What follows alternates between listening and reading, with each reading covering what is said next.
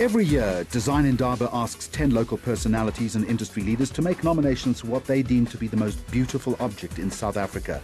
And this year saw a variety of designs put forward. From a twist on a traditional African wedding dress to an app designed to help cancer patients take a more active approach to their treatment, a book and a kettle.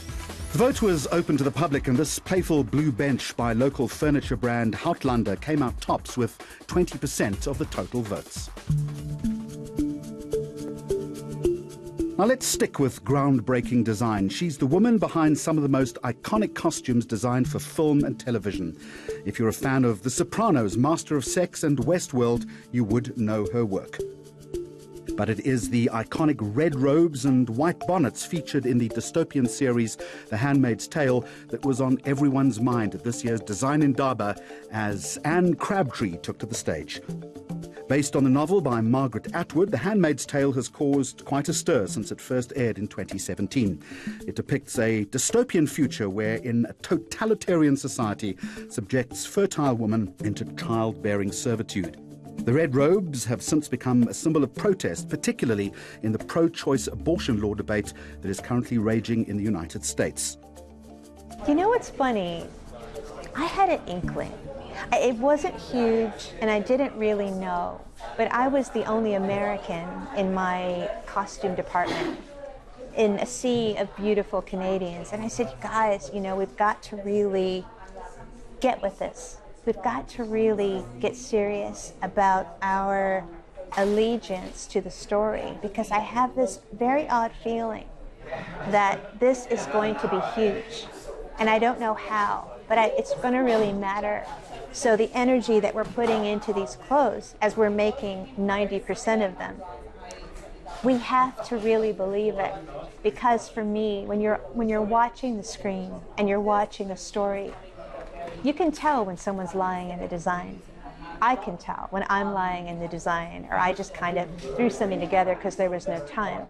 It's so beautiful to me. You know, I'm 54. I hope when I'm 84 that women won't have to protest in those costumes. I hope that our voices are being heard, and I hope that the world has been altered even a little bit to support women and their rights.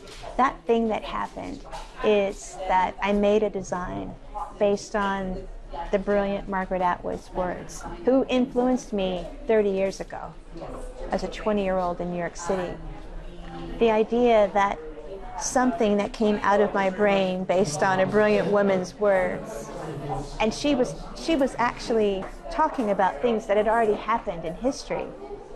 So it is dystopia, but it's actually real life as well. The idea is that I tried to come up with a design that would speak to every woman. You know, there's an every man kind of element to the way that I design my costumes. And I've had women say, you must have been talking about my country. You were, weren't you?